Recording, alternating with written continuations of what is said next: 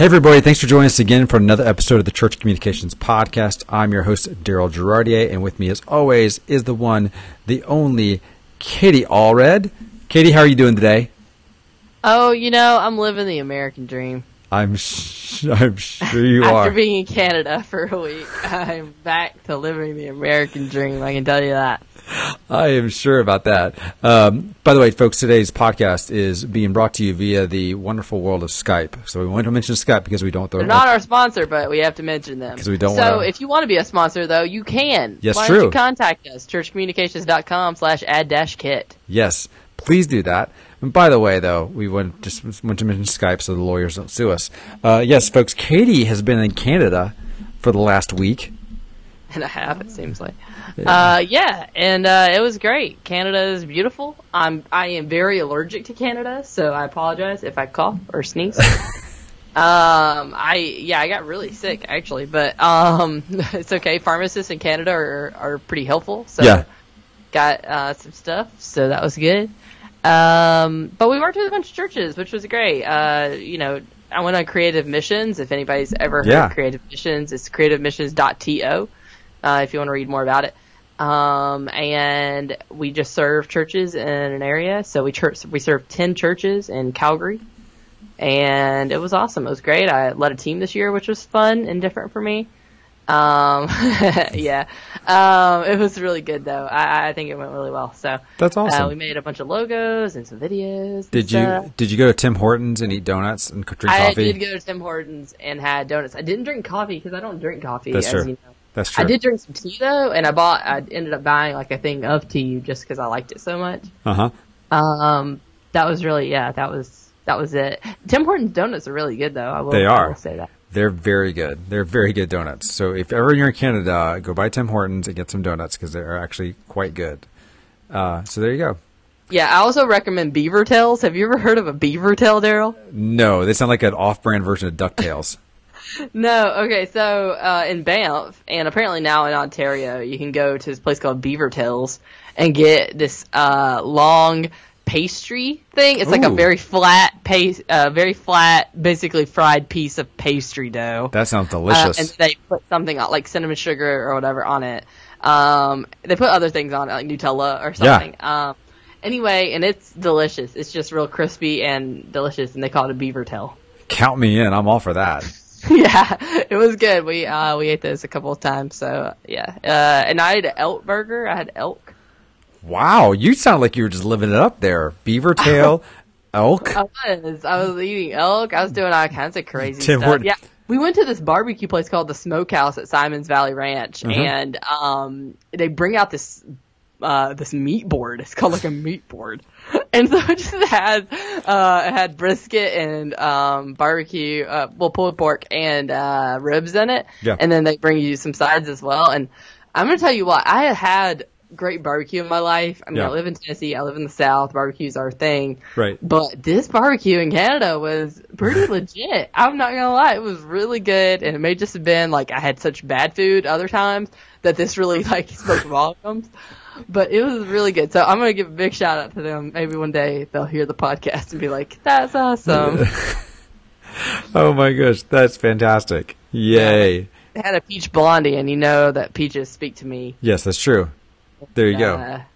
It was great. Anyway, this is a long little shout out about Creative Missions, but it was great. Anyway, people should go and apply next year. That is awesome. That is really good here. Well, and we'll put Katie, you send me the link. We'll put that in the show notes for Creative Missions. Cool. So there we go. So, well, folks, I also want to thank Justin Nava last week for jumping in and co-hosting last week on short notice. I saw that. Y'all seemed like you were all business. He was good. I'm going to be honest with you. I was a little like, man, has he done this before? Which he has. It's nice to be with a professional, not Katie. We didn't talk about Harry Potter. We didn't talk about Taylor Swift. So it was quite different. I'm kidding. Justin did a great job, and we really appreciate him for jumping in and helping us out. So, however, we do have some stories this week. Surprisingly, folks, the world did not stop. Things happened while Katie was in Canada. And our first story is about Pinterest. looks like Pinterest has posted their quarterly numbers update, if you will, for the this latest quarter, and it looks like they are getting a pretty much their user base is kind of growing. It looks like, in fact, they are on. Looks like they're hitting around 250 million active users, which if you put those numbers and you compare them to, say, Snapchat and Twitter, at the growth rate they're on, it looks like pretty soon they could be bigger than both of those social networks. That is Twitter and Snapchat. So, Katie, you and I have dabbled with Pinterest. We have not lived in Pinterest world. If that network does grow, how can you use it for your church? Yeah. So what does that look like? We set up a lot of auto things that are going on Pinterest right now, still to this day. Yeah. So I set up where all of our Instagram little quote graphic, all the Instagram posts go directly to Pinterest. Yeah. And so I think that works well. People repin them all the time, so that's been working well for us. I've also created one with all the blogs of our pastors. Yeah. So that was a thing. And then past that, we haven't created many more. I think that we probably could maybe create some that maybe feature maybe have the children's ministry do some for like a children's ministry like area, like I don't know, thoughts and ideas. But I really think of Pinterest as a resource, right? Like you're looking for things to do, you're looking for things to make. So would it be just a church to church sort of service, or would it be the church to the people service? I guess is kind of like what I would think about Pinterest is what's the difference, and can we serve both audiences? I don't know, because a children's ministry on Pinterest is only I think a church to a church idea.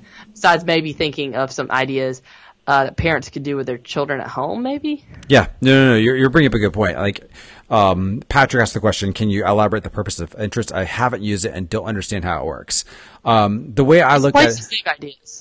Yeah, I mean it's the easiest way. You save ideas, you save images there, and then it's a visual library. Library. All it is.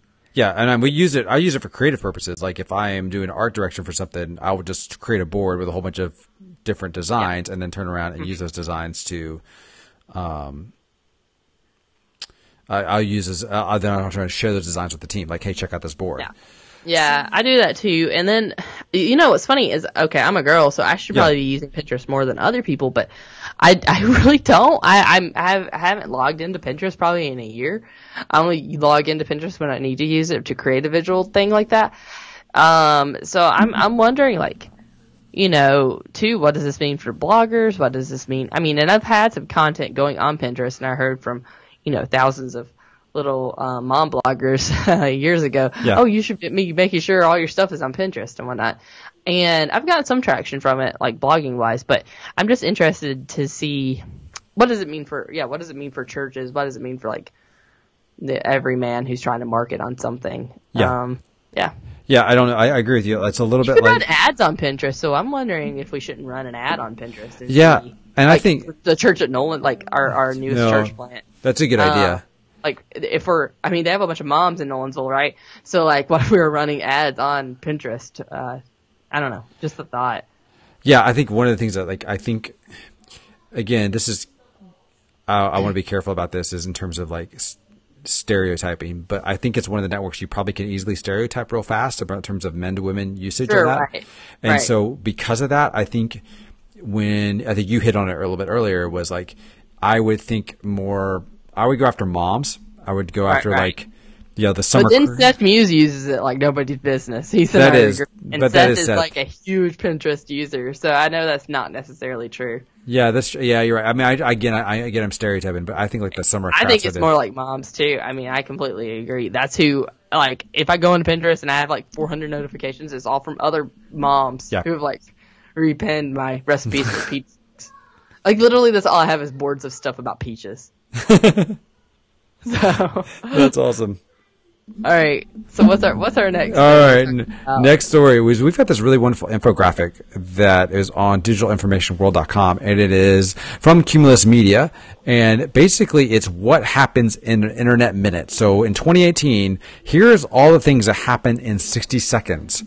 So, for example, there's 963,000 Facebook logins are happening right now within a minute. 18 million text messages are sent. 4.3 million videos reviewed. 375,000 apps downloaded. There were in 1 minute, 2.4 million snaps were created. How about 266,000 hours of Netflix watched? How does that happen in a minute? That doesn't make sense. Well, in terms of, I guess... I guess you add up the minutes, 2 hours, and that's how many. Yeah. That's nuts. Yeah, let's see here, what else? 187 million emails were sent. Let's see here. What else? 3.7 million Google searches. I'm trying to think. 481,000 tweets. Yeah, so a lot happens in a minute.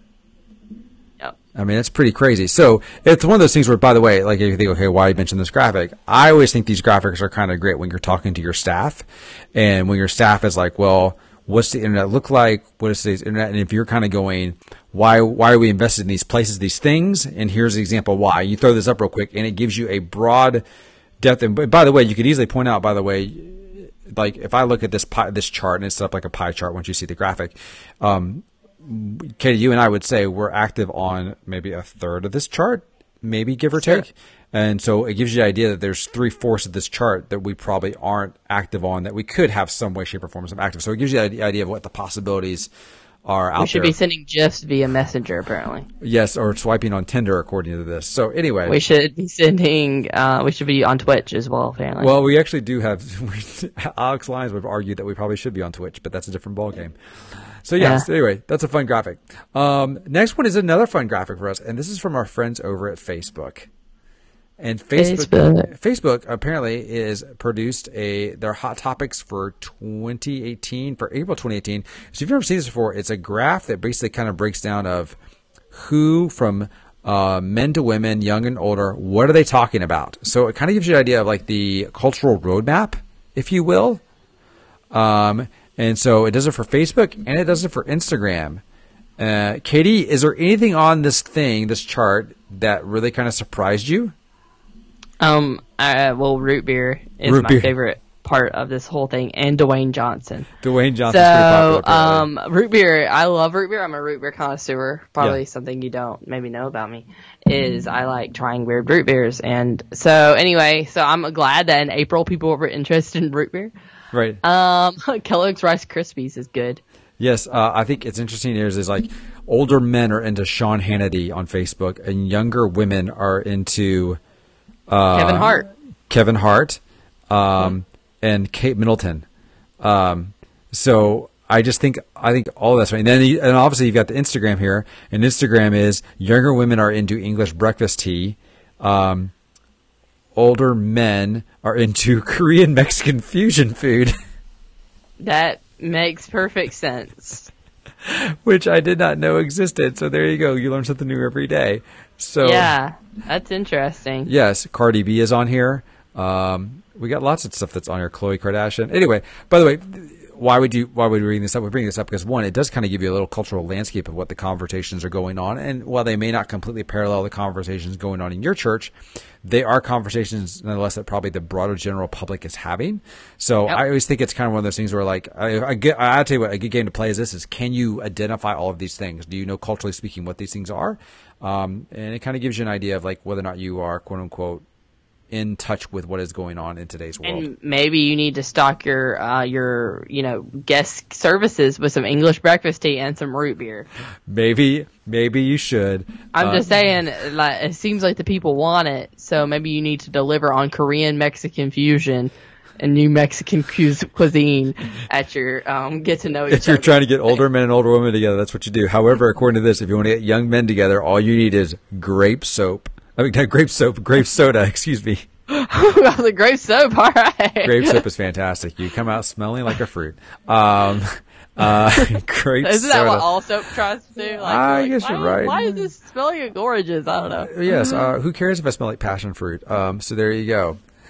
So that's that. And last but not least, we have Snapchat, which we know is slightly controversial in our group. We're going to admit that. Yeah, they did something. You know about the thing at night. Yes, the Cosmo at night and after dark, whatever. And that's not okay. The snap at night or whatever. So did they kill that though? Did they? I thought they did. I don't know that they did. I don't know. Well, I think some there was that movie maybe about the dog, and they reshot it like that. You don't know what I'm talking about? No, I don't know about movie this. About the dog?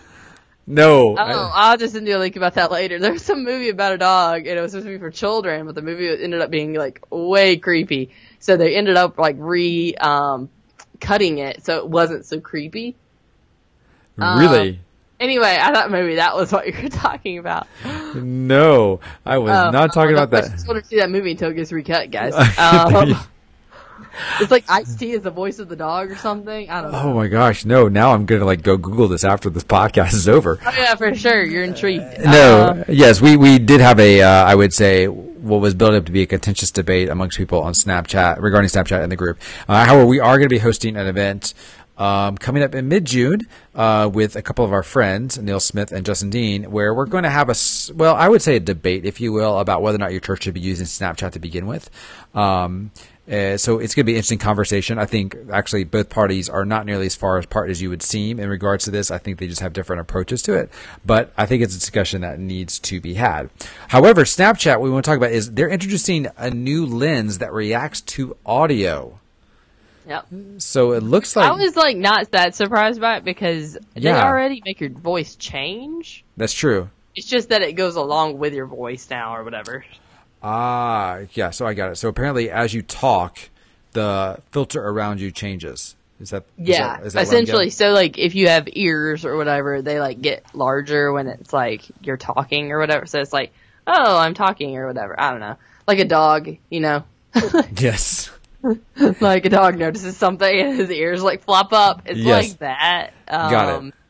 I love too that this article is they're increasing the diversity of their. I don't know. I'm diversity. I don't. Well, is this a feature that Instagram's just going to steal? Are we only 30 days away from an Instagram similar filter? No. You don't think so?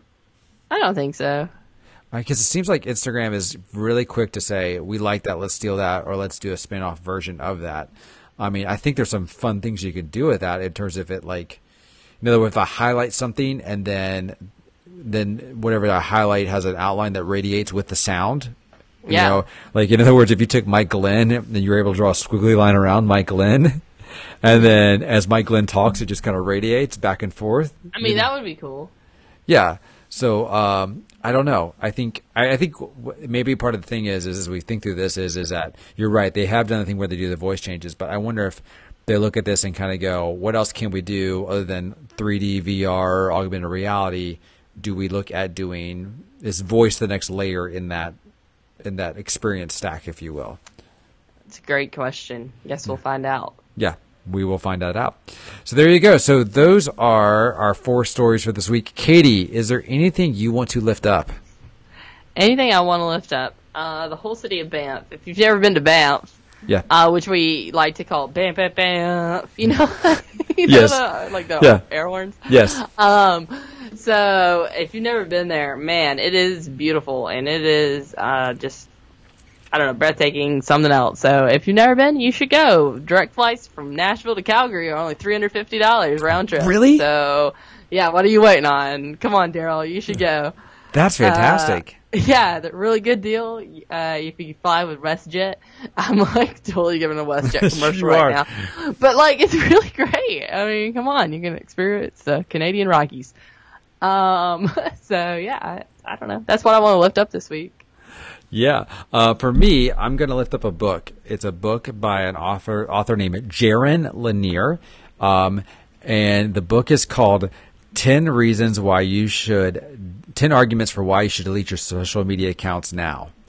Jaron is probably the father of VR, virtual reality. In the 80s, he created a lot of those products. He's a scientist, and he gives 10 reasons why social media is killing society and killing you.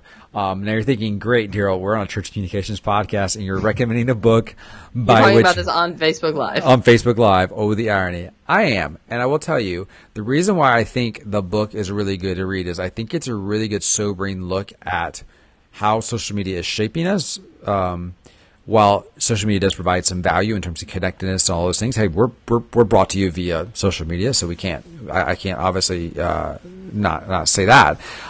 It does lay out 10 arguments for why we need to rethink how we're using social media and what social media is actually doing to us.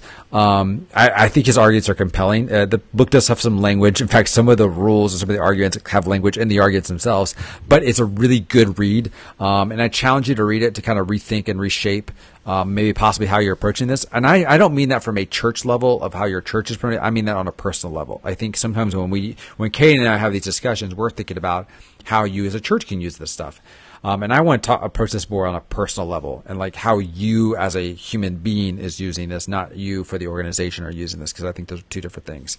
So anyway, I'm about halfway through it. It's a fantastic read. Changing in life. It's reaffirming some things that I already thought were true, which is probably a little bit confirmation bias kicking in. But, I've said it before, like if we didn't have this Facebook group, I probably wouldn't have a Facebook account, to be honest with you. I would just kill it. I wouldn't use it. So it's confirming some thoughts I had. So anyway, by the way, today I got to talk to a bunch of interns about student ministry interns about this book. And so, to see their look on their faces, it was like I just, shot their dog. So, yeah, there you go. So, Patrick asked the question, by the way. He asked, what's the graphic source again for all the stuff we've been talking about? We're going to put all these notes in the show notes. All these links will be in the show notes. So if you need that, just do us a favor, subscribe to the podcast, and you can get all the show notes there. Or you can go to churchcommunications.com if you didn't know that. We put all of our episodes there as well. So the links will be there. Also, we're on YouTube. You can check us out on YouTube. So if you're watching on YouTube, hit the subscribe button. And if you're watching on Facebook, hit the like and share button. Katie, anything else you want to share? That's all I got. All right, folks. Thank you all so much for hanging out with us. We will see you again next week. And by the way, next week, by this time, we'll have 17,000 members of the group. What? 17,000. I remember when we had 4. I remember that day like it was yesterday. So from us to you all, to all almost 17,000, we say thank you for what you do, and we will talk to you soon.